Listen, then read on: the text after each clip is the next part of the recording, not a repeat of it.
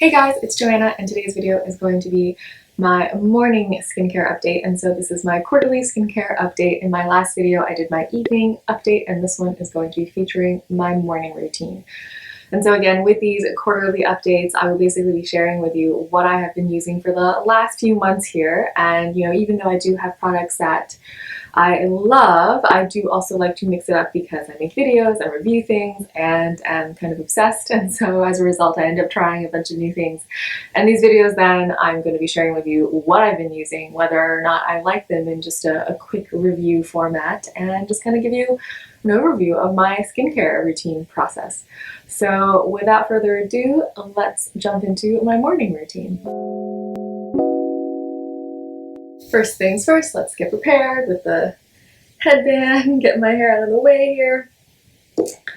And so with morning skincare, first thing is to cleanse.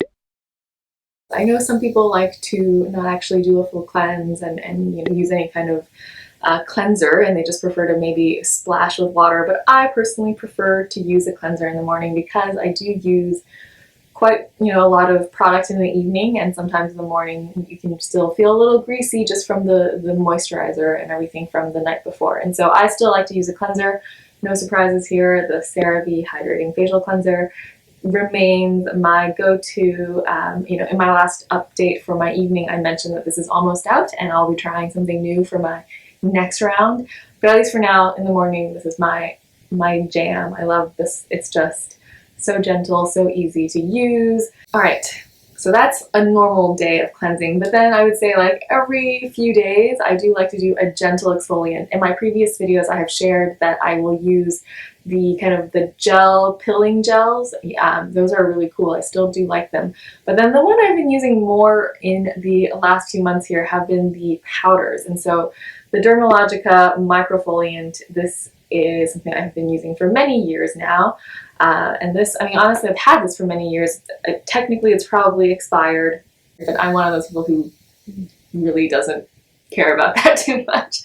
But anyhow, so this has lasted me a long time. It is a very, very gentle, finely milled powder. It doesn't feel like anything other than just a super thin powder. And when you work it into the skin, it mildly foams and is really helpful in gently exfoliating. So I've talked about this before, I love it.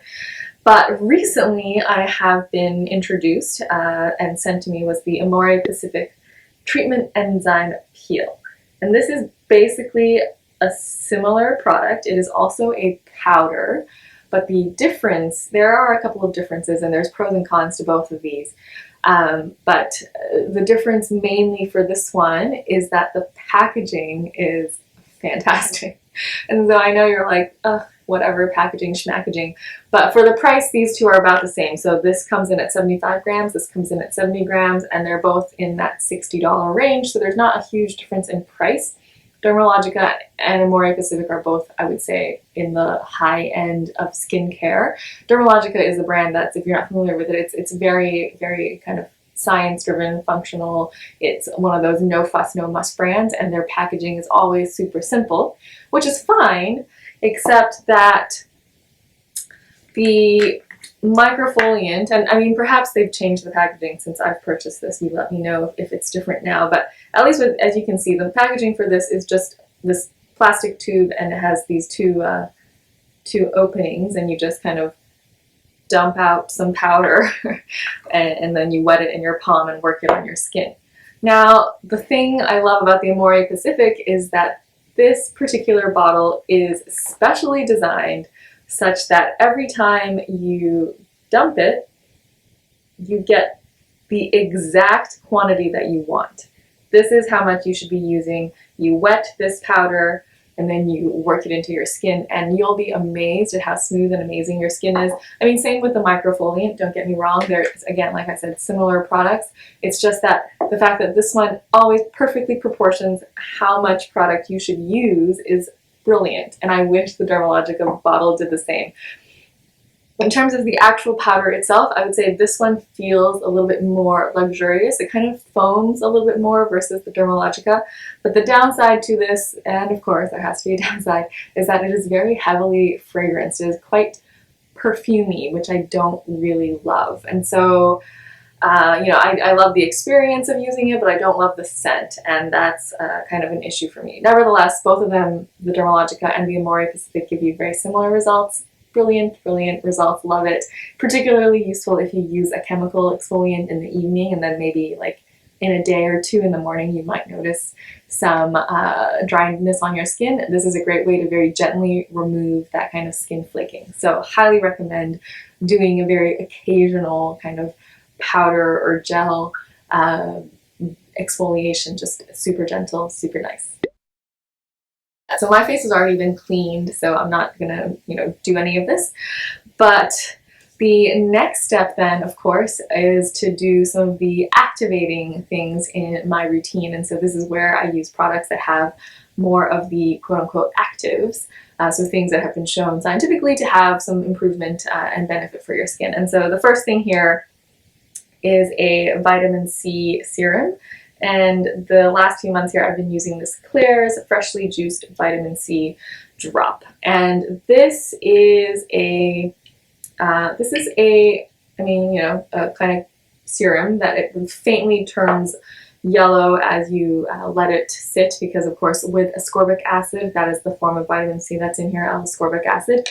The thing of it is that it is very unstable and of course will turn pretty quickly. So I would say with these vitamin C serums, don't be scrimpy with how much you use. You're just going to end up wasting it because it will expire. And this is one that, you know, you can see expiring and you know that it's losing its efficacy. And so therefore this is one that I actually do care about. But anyhow, I just use kind of a full dropper of that and pat it into the skin. This product I don't love, I'm going to be honest with you here. It is, first of all, let me talk about some of the pros of this. This is a 5% vitamin C serum, which is a lot milder than most other forms of vitamin C serums, which are usually in the 20% range, like the Timeless or like the SkinCeuticals. If you guys haven't read or aren't familiar with Kind of Steven, he is an awesome, awesome skincare blogger, and he recently published something about vitamin C and specifically like combining a lot of the research that's been out there. And some of the things that, you know, that have been found is, one, you know, when you're using a vitamin C, you want to make sure that the pH level is kind of in that 3 to 4 range. This one does have a pH in that range, so that's good. The next thing is that you typically want something that's above 10% in concentration for the L-ascorbic acid to have its best impact. This one is only 5%, which is a pro if you have really sensitive skin and don't like vitamin C, but it's a con because, of course, it's only 5%.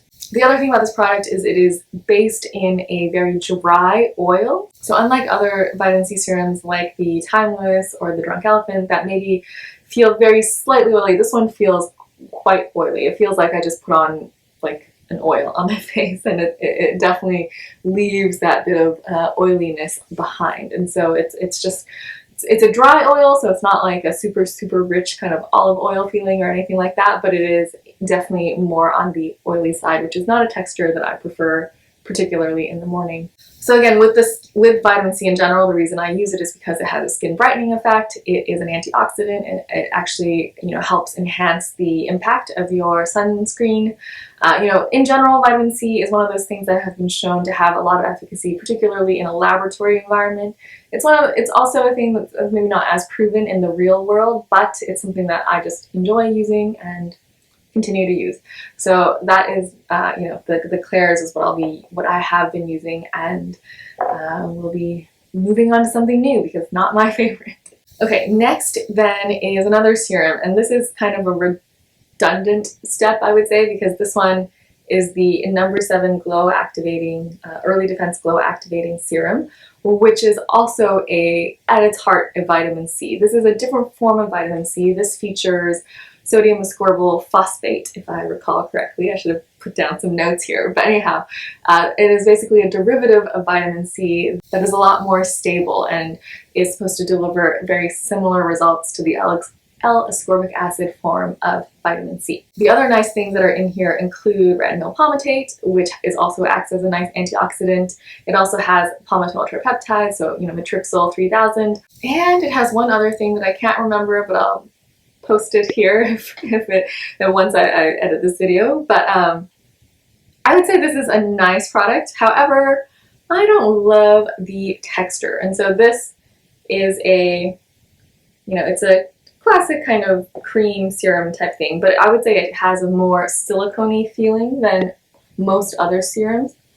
So it leaves a very smooth kind of primer, almost primer-like finish, which is I like that for a final step in the morning, but not so much for a serum step. But I mean, it has a lot of great ingredients and it's at a very affordable price point. But for me, just the texture of it, that's more kind of that slippery silicone feeling. And so it's, for that reason, it's not something that I love to use early on in my routine, which is typically when I would use a serum like this. And so not something that I will be repurchasing, but it's worth trying if you are in the market for kind of a do-it-all serum rather than multiple steps like I'm doing this morning.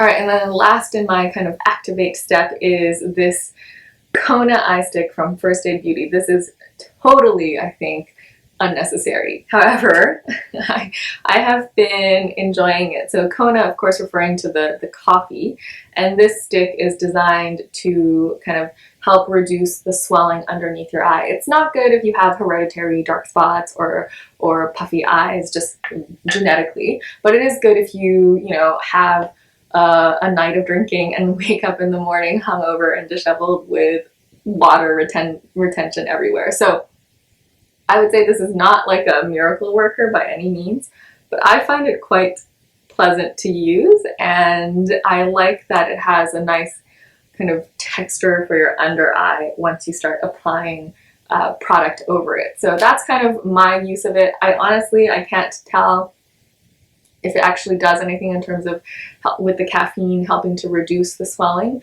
but of course, the caffeine does have that effect, so maybe it's mild and, I don't know. Can you guys see anything? Probably it doesn't instantaneously take effect either way, but I just find it to be like a fun product. I like the fact that it's in a stick form, and I like that it leaves a nice texture for your under eye for makeup. Okay, so those three have been kind of what I've been using in the morning for the activate piece. I mean, honestly, you probably, just one of them would be sufficient, like either the number 7 or the Claire's, but I've just been using 3 because, why not? I have it here. So next up is moisturizing. And for this, I started using the CeraVe AM Facial Moisturizing Lotion. I am a big fan of the CeraVe PM lotion, which is pretty much the same thing in terms of the many benefits that it has, like niacinamide, like ceramides. But the AM just has the added benefit of skin or sunscreen. And so the sunscreen filters in here are chemical and physical. So it has homosalate, meridionate, octinoxate, octocrylene, and zinc oxide. So it has a kind of a motley of physical and chemical filters here. I don't love this. I have to say, if I'm gonna use a CeraVe moisturizer, I will go back to the PM one. I don't need to have a moisturizer with sunscreen because I honestly have so many different sunscreens that I use as well. But I'm not opposed to having this kind of a step just because it's actually good for your skin in terms of sunscreen application to ensure that you're getting enough sunscreen to do multiple layers of it. So instead of doing like one layer of a 1/4 teaspoon to cover your face and neck area, to do multiple layers is actually a good way to ensure that one, you're getting the full coverage you need, and it actually has been shown that you don't even need as much as the 1/4 teaspoon if you are doing multiple layers. So anyhow, for that reason, I do like the idea of having multiple different products with SPF, but this one is not one that I would recommend because it's kind of unpleasant feeling. So anyhow, I will show you what it's like. Just do kind of 3 pumps of that. Now, for those of you that are wondering, and I have said this in the past as well, about the niacinamide and the vitamin C. Again, I refer you to Kind of Steven. You guys should definitely check him out. He also has an Instagram account if you aren't familiar with his blog or his Instagram, but he has an excellent article all about niacinamide and vitamin C, and basically the down arrow to that article is that niacinamide is actually quite stable, and therefore you don't really risk anything by mixing the two together. And so it's actually kind of a inaccurate statement to suggest that you shouldn't be using the two products together. I mean, I am using this in the morning just because I actually, in my evening skincare, if you recall, I didn't have any products with niacinamide in them, and I do love niacinamide as an ingredient, and so I wanted to still have something, and therefore that's why I have just been using it now in the morning. Okay, but there you go. That's what the sunscreen moisturizer CeraVe facial moisturizing lotion goes on like. It doesn't, you know, have a noticeable tint or anything like that, but it's just got that kind of American sunscreen greasy feeling, if you know what I mean. Like, you know how Asian and European sunscreens tend to be just a lot more elegant when you finish applying them. This one has your kind of typical American sunscreen feel, which is just a little on the greasy side from my taste. So anyhow, that is the moisturizing step. I'll also take this moment to just quickly apply some lip balm. I'm using here the Emile Cordon Lip Pot, which is a luxurious product. As you can see by the packaging, I've had a couple of these, but they're quite expensive, not necessary. Honestly, I would use my La Roche-Posay Nutritic Lip all day, every day, except that I have no idea where they've gone. I had 2 tubes of them, but you know how it is with like chapstick tubes. You just end up throwing them in a bag somewhere and they never see the light of day again. So I honestly have no idea where they've gone. Those remain my favorite lip products, but at least for now I'll just throw on whatever I have handy. Finally, last but not least, is of course also most important, or at least as important as anything else, is of course sunscreen for the daytime. And so for this protect step, the one I have been reaching for recently is the Pure Block Natural Sun Cream with SPF 45. This one, you know, I've done a lot of reviews of physical sunscreens in my last, in recent videos, but this one is actually a chemical one. And this is from APU, and I have just been reaching for this and other chemical sunscreens generally because they typically don't leave a white cast and are not tinted in any way, shape, or form. And so if I am not planning to do a whole makeup thing, you know, I don't like to have, you know, kind of tinted hands and tinted face that can get all over clothing and leave a mark. And so that's why I've been really reaching for these kind of white chemical sunscreens. This one is a, it has Tinosorb as one of the filters. Tinosorb, I can't remember MS for both. I think they have both. But Tinosorb is one of those ingredients that's not in the US, but it is in Asia and Europe. And it is an excellent, excellent sunscreen filter. And so, like I said, I did already have the CeraVe on, so I'm not doing the full kind of 1/4 teaspoon dose. However, I'm still being quite generous with this sunscreen.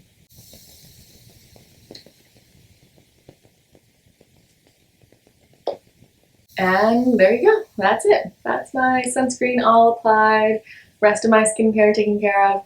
For this Pure Block, let me just say that it is, it's a great sunscreen, like I said, for those reasons I mentioned. The texture of it, I mean, it's also not one of those sunscreens that has a matte finish or like a dry finish. It is also kind of greasy, but the difference between these, I would say, is this one feels more like a pleasant moisturizer that has a bit of a greasy finish, you know, like just a creamy moisturizer feel.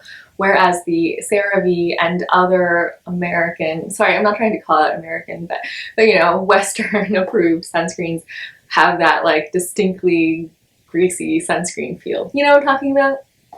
Anyhow, if you don't know, never mind. But you know, if you don't like a kind of dewy finish like this is definitely not the sunscreen for you. But if you don't mind it, I think this is a nice option. It does have a little bit of a scent though, but it is very mild and pleasant. Okay, so that's it. That's it for my morning skincare. Hope you guys enjoyed that, and I will see you next time. Bye.